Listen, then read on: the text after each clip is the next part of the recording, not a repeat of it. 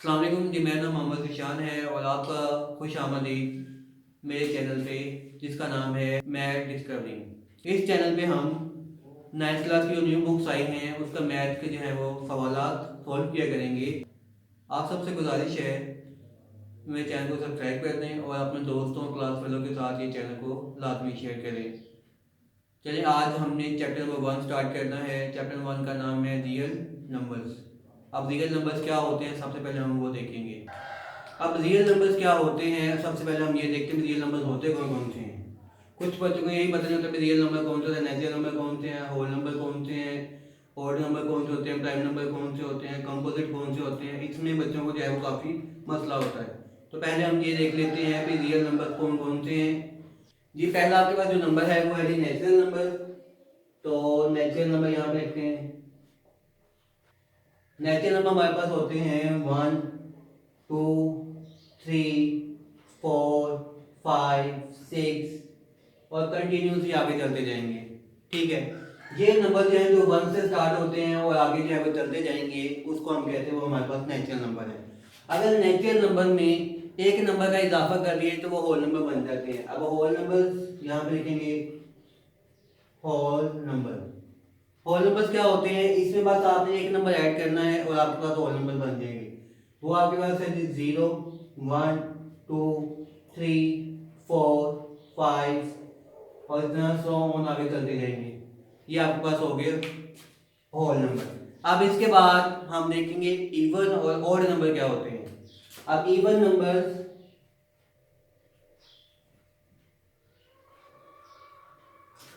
Even number ऐसे numbers को कहते हैं जो 2 के टेबल पे आते हों, जो 2 के मल्टीपल्स हों।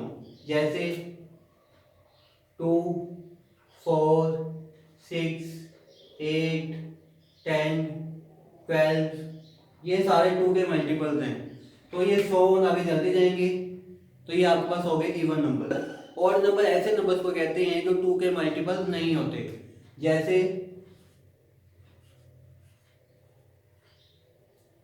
जैसे आपके पास हो गया 1 1 जो है वो 2 का मल्टीपल नहीं है।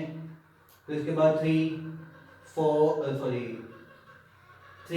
उसके बाद आएगा 5 7 9 11 इसी तरह आगे जो है 100 चलते जाएंगे। तो ये आपके पास है ओड नंबर। आप देखिए इनमें कोई भी ऐसा नंबर नहीं है जो 2 के टेबल पे आता हो या 2 का मल्टीपल हो। फिर उसके बाद आपके पास होते हैं प्राइम नंबर्स। अब प्राइम नंबर्स क्या होते हैं, ऐसे नंबर्स जिनके सिर्फ 2 फैक्टर्स बनते हो, एक तो खुद और एक जो है वो 1। जैसे हम लिखते हैं यहाँ पे प्राइम नंबर हम ऐसे नंबर को कहते हैं जिसके 2 फैक्टर्स बनते हो, जैसे 2 टेबल्स पे आता हो।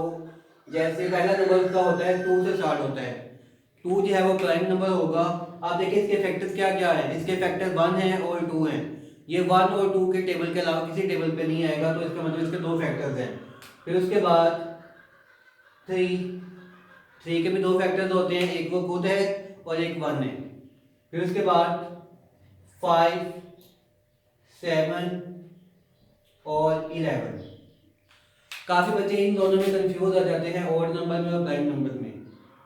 ऑड नंबर वो होते हैं जो 2 के टेबल पे नहीं आते, लेकिन जो हमारे पास प्राइम नंबर्स हैं वो ऐसे टेबल्स हैं जो 2 टेबल्स पे जाते हैं, एक 1 पे और एक वो खुद पे जाते हैं। तो यहाँ पे कुछ बच्चे जो है वो 9 भी प्राइम नंबर में लिख देते हैं, 9 भी जो है वो प्राइम नंबर है। तो वो 9 जो है वो प्राइम नंबर नहीं है, वो कंपोजिट नंबर है। कंपोजिट नंबर क्या होते हैं वो हम आगे देखते हैं। ये आपके पास सारे नंबर्स हो गए प्राइम नंबर्स। अब उसके बाद आते हैं कि कंपोजिट नंबर पे।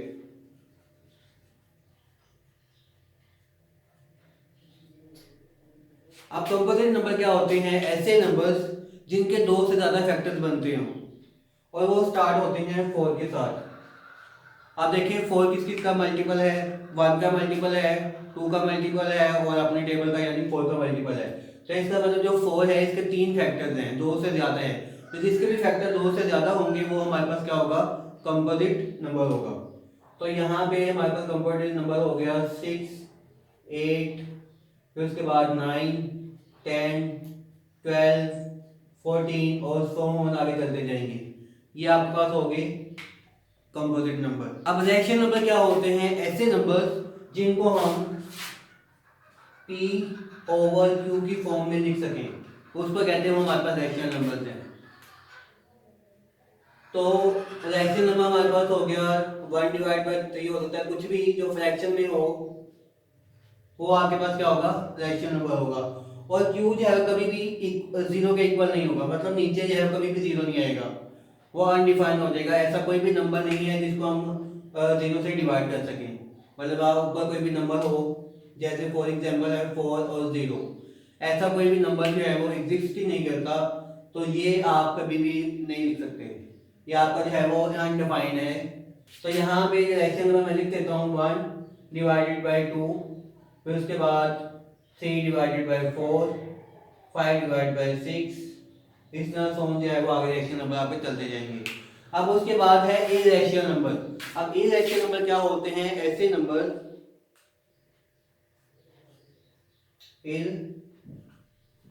इरैशनल नंबर, इरैशनल ऐसे नंबर को कहते हैं जो p/q की शक्ल में नहीं लिखे जा सकते।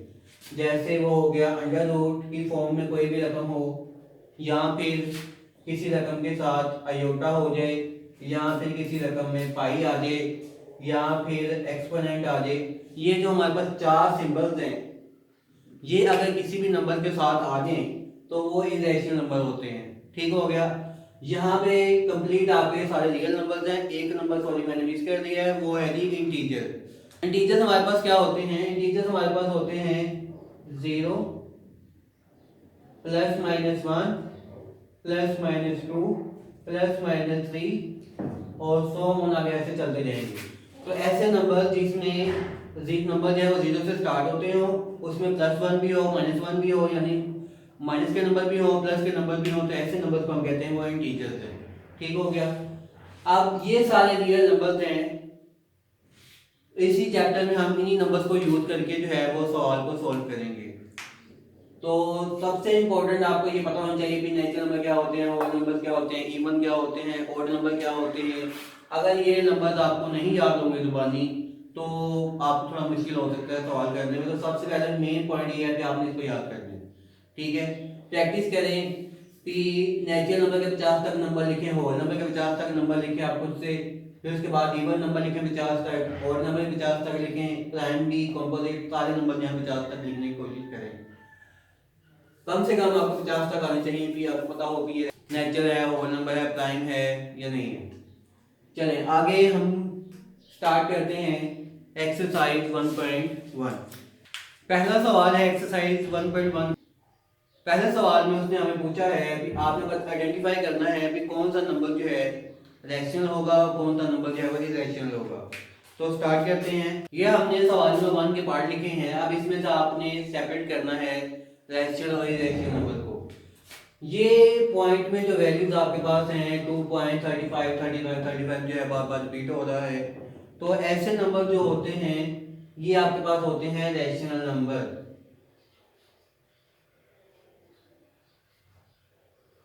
ठीक है। अब आप सर मुझसे पूछेंगे कि सर आपने कहा था कि ऐसे नंबर जो p/q की फॉर्म में लिखे जाएं उसको हम रैशनल नंबर कहते हैं, तो ये रैशनल नंबर कैसे हो गया।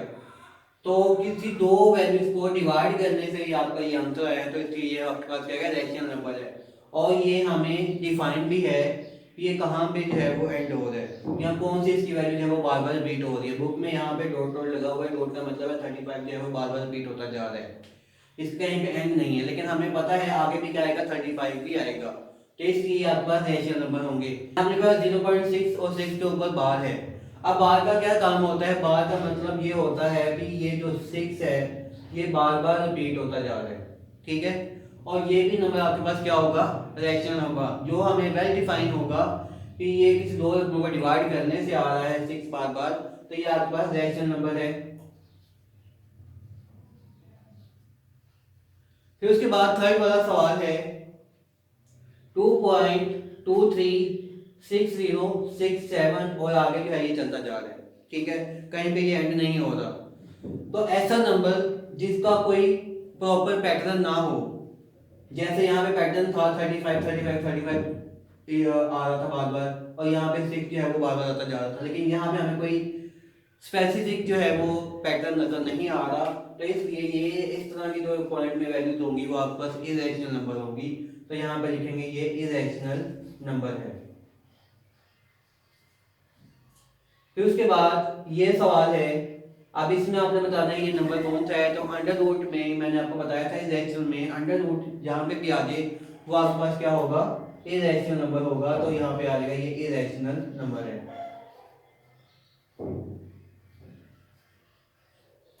फिर इसके बाद एक्सपोनेंट ई आ गया आपके पास, ये भी आपके पास क्या होता है, इरेशनल नंबर होता है।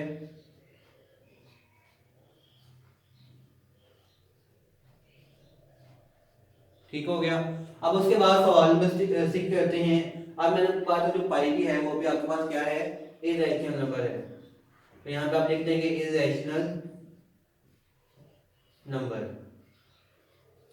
और ये वाला, अब इसमें सवाल में मैंने कहा जिस सवाल में भी अंडर रूट आ जाए या स्क्वायर रूट आ जाए तो वो किसके इक्वल होता है, वो इक्वल होता है इरेशनल नंबर के। वो इरेशनल नंबर होता है आपका। अब उसके बाद इन दोनों नंबर्स के ऊपर भी स्क्वायर रूट है तो ये भी क्या होगा, इरेशनल नंबर होगा।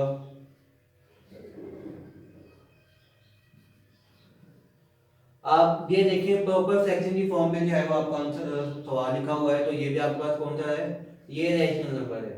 तो यहाँ पे आप लिख देंगे रैशनल नंबर। अब ये वाला नंबर जो है इसमें बच्चे कंफ्यूज होंगे क्योंकि इसमें अंडर रूट आ रहा है। तो अंडर रूट काफी बच्चे ये कहेंगे अंडर रूट आ रहा है तो इसका मतलब ये इरेशनल नंबर है। तो ये इरेशनल नंबर नहीं है, ये रैशनल है। अब ये रैशनल कैसे है वो आप देखें। आपको अगर एक फार्मूला आता हो, आपने एक क्लास में पढ़ा होगा, वो फार्मूला है a माइनस बी और a प्लस बी। अब ये फार्मूला किसके इक्वल होता है, ये बराबर होता है a square minus B square के। तो आप देखें दोनों वैल्यूज, दोनों में नंबर एक जैसे हैं, प्लस माइनस का फर्क है। तो यहाँ पे भी देखें प्लस माइनस का फर्क है। तो ये किसके इक्वल होगा, ये इक्वल होगा 2 का स्क्वायर माइनस अंडर रूट 2 का होल स्क्वायर। अब अगर आप गौर करें तो यहाँ पे आपको आएगा 4, 2 का स्क्वायर 4 होता है माइनस ये स्क्वायर रूट से कैंसिल हो गया। तो यहाँ पे आंसर क्या आ गया 2, और 4 में से 2 गया तो ये आपके पास आंसर क्या आया, 4 में से 2 गया तो आपके पास आंसर क्या आ गया 2। तो ये जो नंबर है ये आपके पास रैशनल नंबर है। अब रैशनल नंबर भी बच्चे ये करेंगे सारे, आपने कहा था वो तो बटे के फॉर्म में आ जाएंगे। अब हर नंबर के नीचे 1 होता ही होता है। तो अगर कोई आपको सिंपल जो है एक नंबर बता दे, 7 ले ले 4 ले ले कोई भी, और वो आपसे बोले कि रेशियो है ये इरेशनल है, तो आप आंखें बंद करके बता दें उनको भी ये जो है आपके पास रेशियो नंबर है। क्योंकि हर नंबर के नीचे 1 होता ही है, चाहे आप वो लिखें या ना लिखें।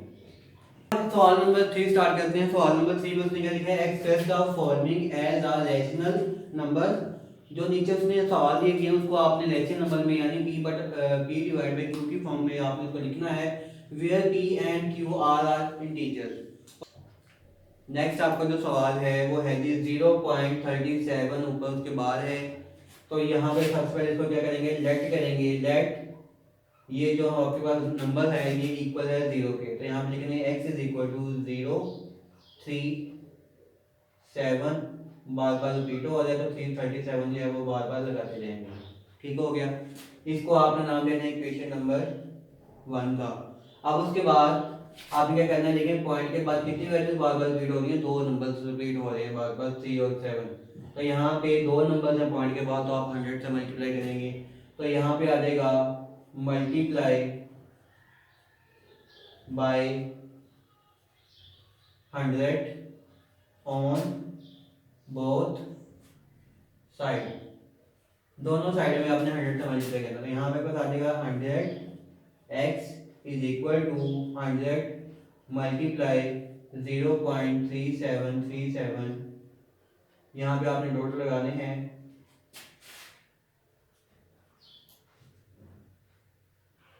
अब उसके बाद जो मल्टीप्लाई करते हैं 100 को x से मल्टीप्लाई करेंगे 100x आ जाएगा,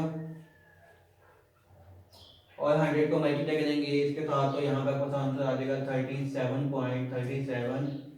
37.37 और आगे 100 ये आगे चलता जाएगा। और ये आपकी इक्वेशन नंबर 2 बन गई। आप सेम वही काम करना है, आपने क्या करना है, इक्वेशन नंबर 2 को 1 में से माइनस कर देंगे। तो यहाँ पे लिखेंगे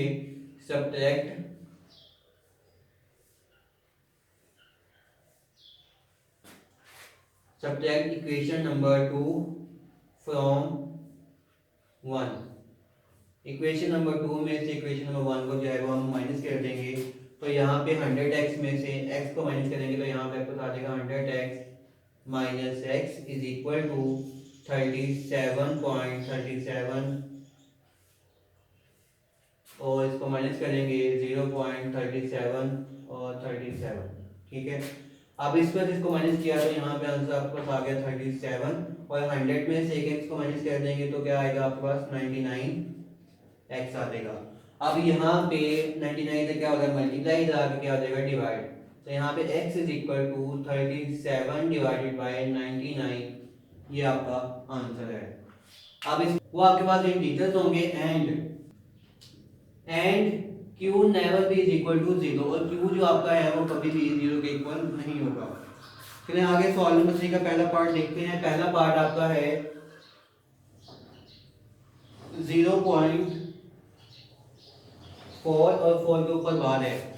सबसे पहले हम इस पर लेट करेंगे, let x is equal to 0.444 और आगे ये कंटिन्यूस करता जाएगा। बार का मैंने आपको पहले बताया था, बार का मतलब होता है जो एक रकम है जिसके ऊपर बार होगी वो रकम जो है वो बार बार रिपीट हो रही है। फिर उसके बाद आपने इसको गौर से देखना है कि पॉइंट के बाद कितनी वैल्यूज बार बार रिपीट हो रही है। एक ही वैल्यू जो है बार बार आ रही है तो इसका मतलब अगर पॉइंट के बाद 2 रकमें होंगी तो आपने 100 से मल्टीप्लाई करना है और अगर एक रकम होगी तो 10 से मल्टीप्लाई करेंगे। तो यहाँ पे आप लिखेंगे multiply by 10 in both side. 10 को दोनों तरफ आपने मल्टीप्लाई करना है। इसको आप चाहो तो इक्वेशन नंबर 1 का नाम ले दें और यहाँ पे आपका आ जाएगा 10x is equal to 10 multiply 0.44 और ये 100 आगे चलता जा रहा है। अब 10 का x से मल्टीप्लाई करेंगे 10x ही रहेगा और 10 को मल्टीप्लाई करेंगे 0.44 के साथ तो आंसर क्या आ जाएगा 4.44 और ये आगे 100 चलता जाएगा और ये आपका सवाल नंबर 2 हो गया। अब उसके बाद आपने क्या करना है, इन दोनों को सब्ट्रैक्ट करना है। तो यहाँ पर लिखेंगे subtract equation number 2 from 1। Equation number 2 में से इक्वेशन नंबर 1 को जो है वो आपने सब्ट्रैक्ट करना है यानी माइनस करना है। तो यहाँ पे आपके पास आएगा 10x माइनस x। इस 10x में से मैंने इस x को जो है वो माइनस कर दिया है इज इक्वल टू, फिर उसके बाद 4.44 से माइनस करेंगे 0.44 को तो यहाँ पे आ जाएगा 4.44 और ये 100 आगे चलता जा रहा है माइनस 0.444 और ये 100 आगे चलता जाएगा। अब 10x में से एक x को जो है वो आप निगलेक्ट कर दें, माइनस कर दें तो आपके पास आएगा आंसर 9x। फिर इज इक्वल टू 4.44 में से 0.44 को माइनस करेंगे तो आंसर आपके पास क्या आ जाएगा 4 आ जाएगा। फिर उसके बाद 9 इधर x के साथ मल्टीप्लाई हो रहा है, इधर आके डिवाइड हो जाएगा तो यहाँ पे आपका x का आंसर आ गया 4/9। तो हमने जो उसने हमें कंडीशन कहा था कि आपने फॉलोइंग नंबर्स को जो है वो p/q की फॉर्म में लिखना है, तो यहाँ पे मैंने लिखे बटे की फॉर्म में लिख दिया है और q जो है वो never be is equal to 0 होगा। इसका थर्ड पार्ट है 0.21 उसके ऊपर बाद है। तो सबसे पहले हम क्या करेंगे, सेम तरीका है, लेट करेंगे यानी फर्ज करेंगे ये जो आपके पास नंबर है ये बराबर है x के और बार का मतलब मैंने आपको बताया क्या, बार का मैंने क्या मतलब बताया कि 21 जो है वो बार बार रिपीट होता जा रहा है और ये आपके पास इक्वेशन नंबर 1 बन गई। फिर उसके बाद आपने मल्टीप्लाई करना है, multiply by 100 on both side. दोनों साइड को आपने 100 से अब यहाँ पे 100 को x से मल्टीप्लाई कर देंगे और यहाँ पे इज इक्वल टू 100 मल्टीप्लाई 0.21 फिर उसके बाद 100 को x से मल्टीप्लाई किया तो 100x ही रहेगा और 100 को मल्टीप्लाई करेंगे 0.21 के साथ तो आंसर आपके पास आ जाएगा 21.21 और ये आगे फोन चलता जाएगा इस टाइम और इसको आप इक्वेशन नंबर 2 का नाम दे दें। अब फिर वही काम करना है, आपने इक्वेशन नंबर 2 में से इक्वेशन नंबर 1 को माइनस करना है। तो यहाँ पे आप लिखेंगे subtract equation number 2 from 1।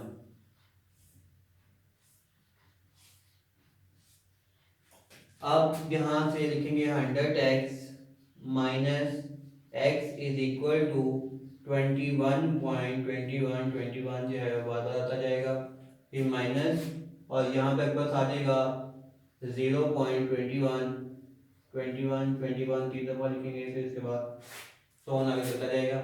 100x में से 1x किया तो 99x आ जाएगा, फिर इज इक्वल टू 21.21 को माइनस करेंगे तो यहाँ पे आपका आंसर आएगा 21। अब 99 इधर क्या हो जाएगा मल्टीप्लाई, इधर आके क्या हो जाएगा डिवाइड, तो यहाँ पे 21 डिवाइड बाई 99 जो है ये आपका आंसर है। उम्मीद करता हूँ आपको सवाल की समझ आ गई होगी। आगे जो है वो हम सवाल नंबर 4 स्टार्ट करने लगे हैं। आपका सवाल नंबर 4 है। सवाल नंबर 4 में से क्या है, name the property used in the following.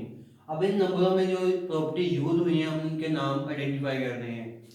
पहले आपके पास है a plus 4 plus b is equal to a plus 4 plus b। अगर आप उन पे गौर करें तो दोनों साइडों पे नंबर सेम है, बस छोटा सा डिफरेंट है कि यहाँ पे पहले दो नंबर के अंदर ब्रैकेट है और यहाँ पे एंड वाले दो नंबर पे ब्रैकेट है। तो हम कहेंगे एसोसिएटिव प्रॉपर्टी ऑफ एडिशन।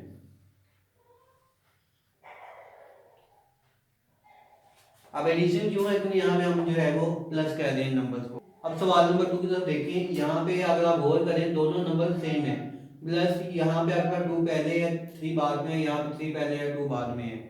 तो ऐसे नंबर जिनकी जगह चेंज कर दी गई हो तो उस नंबर को हम कहेंगे वो आपके पास क्या होगा। अच्छा देखिए, आप सवाल नंबर 3 के हमारे पास क्या है, x minus x is equal to 0। तो यहाँ पे अगर होल करें x था और हम x को x से माइनस करेंगे तो आंसर 0 आएगा। तो ये जो प्रॉपर्टी है इसका नाम है एडिटिव इनवर्स। यानी कि आपने किसी ऐसे नंबर को ऐड किया है जो उसका इनवर्स है। इनवर्स क्या होता है कि आप अगर उसी नंबर को उसी नंबर से माइनस कर दें तो वो एडिटिव इनवर्स हो जाता है। तो यहाँ पे आपका इसका नाम क्या होगा, एडिटिव इनवर्स।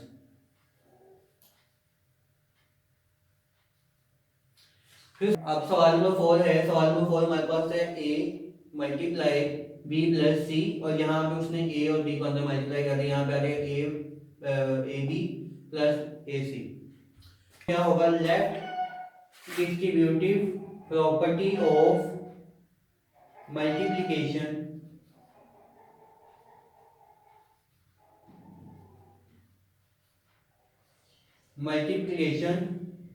Over addition. यहाँ पे दो नंबर प्लस हो रहे थे उसको हमने किसी तीसरे नंबर के साथ मल्टीप्लाई कर दिया और तो हमारे पास आंसर देखें यहाँ पे आ गया ए बी प्लस ए सी। तो इसका नाम है left distributive property of multiplication over addition. फिर उसके बाद 5 वाला सवाल है, यहाँ पे भी आप गौर करें 16 प्लस 0 इज इक्वल टू 16। तो ऐसा नंबर जो किसी नंबर में ऐड करे हो दोबारा वही नंबर आपको रिसीव हो जाए तो उस नंबर को हम कहते हैं एडिटिव आइडेंटिटी। ठीक है, मल्टीप्लाई प्लस में एडिशन में जो है जो आपका एडिटिव आइडेंटिटी हमेशा क्या होगी, प्लस 0 होगी और मल्टीप्लिकेशन में हमेशा 1 होगी। या आप 1 को जिस मर्जी नंबर से मल्टीप्लाई करते हैं वही नंबर दोबारा आ जाएगा। अब जैसे ये सवाल नंबर 6 है सेम वैसे ही है, यह भी आपके पास आइडेंटिटी है लेकिन इसमें मल्टीप्लाई हो रहा है तो यहाँ पे लिखेंगे मल्टीप्लिकेशन आइडेंटिटी।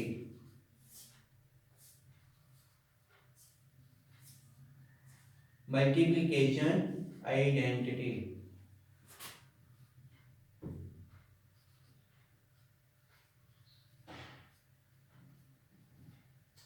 फिर उसके बाद सवाल नंबर 7 देखें। ये अगर आप इस पे गौर करें तो ये सेम सवाल नंबर 1 की तरह है। इसमें भी 3 नंबर्स हैं। पहले आप उसने क्या किया है, एंड वाले 2 नंबर ब्रैकेट लगाई है और यहाँ पे फर्स्ट वाले 2 नंबर पे ब्रैकेट लगाई है और साथ में मल्टीप्लाई है। तो यहाँ पे इसका नाम क्या होगा,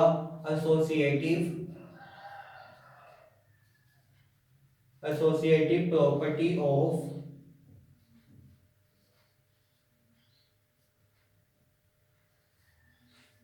मल्टीप्लिकेशन।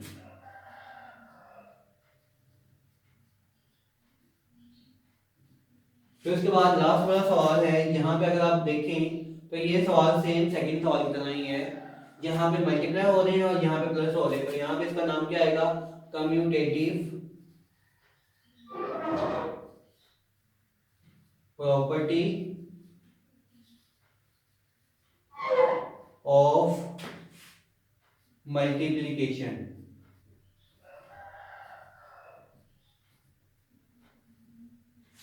उम्मीद करता हूँ आपको सवाल की समझ आ गई हो। एक दफा दोबारा रिपीट कर देता हूँ कि अगर ऐसे आपके पास कोई नंबर 3 नंबर हो जिसमें पहले 2 नंबर ब्रैकेट लगाई हो और इक्वल के बाद एंड वाले 2 नंबर ब्रैकेट लगाई हो, तो उसको हमारा नाम क्या होता है, एसोसिएटिव प्रॉपर्टी ऑफ एडिशन।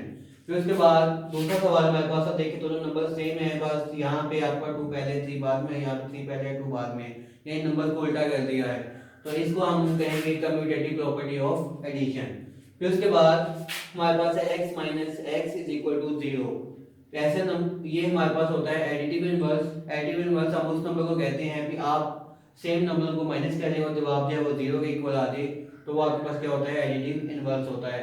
फिर सवाल नंबर 4 में उसने हमें एक बार जो है मल्टीप्लाई कर दिया b प्लस सी के साथ, तो उस प्रॉपर्टी का नाम क्या होगा, left distributive property of multiplication over addition. फिर उसके बाद सवाल नंबर 5 है 16 प्लस 0 और बराबर आंसर क्या आ गया 0 के। कि ऐसा नंबर जिसको हम किसी भी नंबर में प्लस करें और जवाब भी वही आ जाए, उसको हम कहेंगे वो एडिटिव आइडेंटिटी है। फिर उसके बाद ऐसा नंबर जिसको हम किसी नंबर से मल्टीप्लाई करें और दोबारा वही नंबर आ जाए, उसको हम कहते हैं मल्टीप्लेटिव, तो उसको हम कहते हैं मल्टीप्लिकेशन आइडेंटिटी। फिर उसके बाद सवाल नंबर 7 है। यहाँ पे ये सेम सवाल नंबर 1 की तरह है। यहाँ पे 3 नंबर हैं, पहले यहाँ पे सेकंड एंड वाले 2 नंबर पे जो है ब्रैकेट लगी है, यहाँ पे स्टार्टिंग वाले में आंसर फिर भी एंड पे दोनों का सेम आएगा। तो इस प्रॉपर्टी का नाम है एसोसिएटिव प्रॉपर्टी ऑफ मल्टीप्लिकेशन। फिर सवाल नंबर 8 है ए बी और इज इक्वल टू बी ए, दोनों अंक में आपस में इक्वल हैं, बस उनकी जगह चेंज की हुई है। तो इस प्रॉपर्टी का नाम है कम्यूटेटिव प्रॉपर्टी ऑफ मल्टीप्लिकेशन। उम्मीद करता हूँ आप लोगों को सवाल की समझ आ गई होगी। इंशाल्लाह मिलते हैं अपने वीडियो के साथ, और आप लोगों से हमारे एक दफ़ा गुजारिश है भी चैनल को सब्सक्राइब कर दें और अपने दोस्तों क्लास वालों को जो है वीडियोस का लिंक जो है वो लाजमी शेयर करें। शुक्रिया, अल्लाह हाफिज़।